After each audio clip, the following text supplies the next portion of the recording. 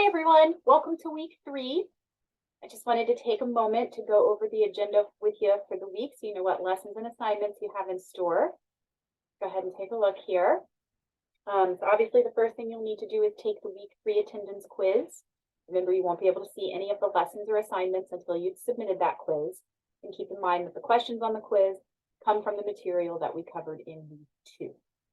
Once you take the quiz, when you go back to week 3 module, then you should be able to see the lessons and assignments that are listed. The first thing you'll see underneath the attendance quiz is a brief review of week 2.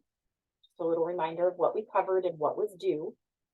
Then we have our first lesson of the week, which is on chapter 4, which is all about knowledge, evidence, and errors in thinking.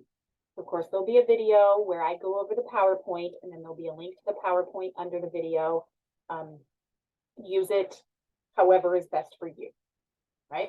Then we have chapter 5, which is on informal fallacies, a much briefer video for that one.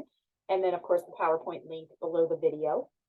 Our homework for week 3, I'd like you to review chapters 4 and 5 and skim chapters 6 through 8 for week 4, mostly 6 and 7. Actually, I don't know that you really need to skim chapter 8. I would maybe hold off on 8 until after you've gone through the lessons next week, because I'm only covering part of chapter 8. But skimming 6 and 7 will be helpful.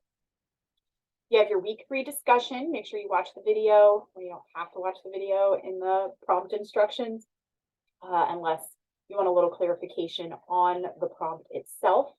Try to have the first post up by Thursday night and then respond to classmates by Sunday night.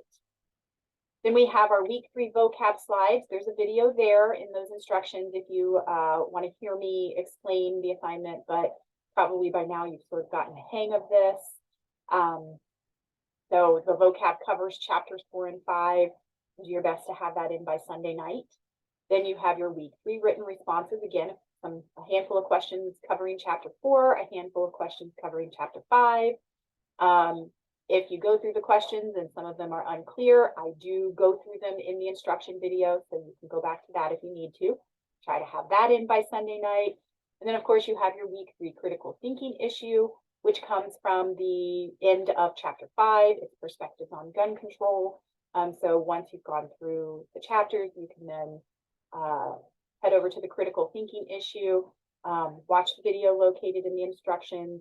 That way you're clear on what I'm asking you to do for this one, and then try to have that in by Sunday night as well. So that's everything for week 3.